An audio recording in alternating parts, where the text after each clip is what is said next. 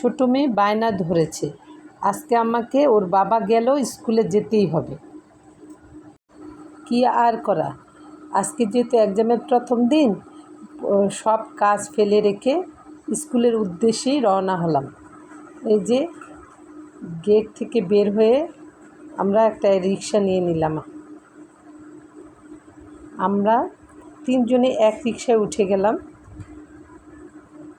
Hello, আসসালামু আলাইকুম।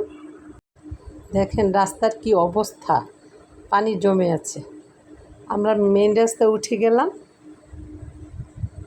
এখন আবহাওয়াটা একটু ভালো, পুরা রাতই বৃষ্টি হয়েছে। যেতে যেতে ভালোই লাগছে, ওয়েদারটা ঠান্ডা ঠান্ডা হাওয়া এসে গায়ে লাগছে, বৃষ্টি নাই। যেতে যেতে আপনাদের সাথেও একটা ভিডিও শেয়ার করে নিলাম।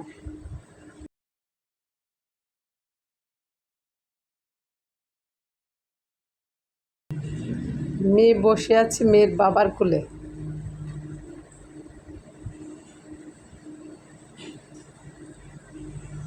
এখন মনে হচ্ছে বাইরে এসে ভালোই করেছি, ভালোই লাগছে। রিক্সা চেঞ্জ করে আমরা অন্য একটা সিএনজিতে উঠে গেলাম। আর মেয়ে সবসময় ওর বাবার সাথে মোটর সাইকেলে স্কুলে যায়।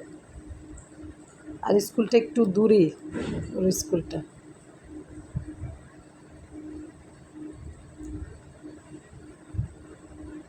স্কুলের কাছাকাছি আমরা এসে গেছি।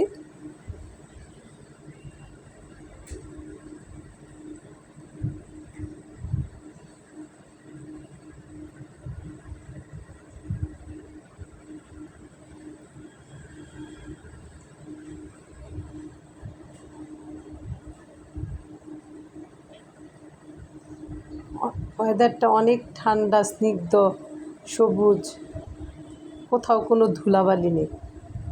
রাস্তা এইরকম পরিবেশে রাস্তায় চলাচলটা খুবই ভালো লাগে। এই তো মেয়ে স্কুলে ঢুকে গেল। আর এদিকে বাসায় ফেরার পথে মেয়ের বাবা বলছে আজকে আর বাসায় ঝামেলা করার দরকার নেই, খাবার টাবার নেই। রাস্তায় একটা হোটেলে আমরা ঢুকে গেলাম। বিভিন্ন রকমের মাছ দেখতে পেলাম, ছোট ছোট মাছ। মাছ খেতে ইচ্ছে করলো না। এই ঘরোয়া একটা হোটেল, মোটামুটি পরিচ্ছন্ন, কিন্তু গ্রামের হোটেল। মাছ খাবো না, তেহরির চেহারা দেখে তো আমার রুচি হলো না, খেতে কেমন জানি লাগলো। ও আমার প্রতি আবার কলিজা ভুনা সাথে নিয়ে নিয়েছে। ভালো থাকবেন সবাই, আল্লাহ হাফেজ।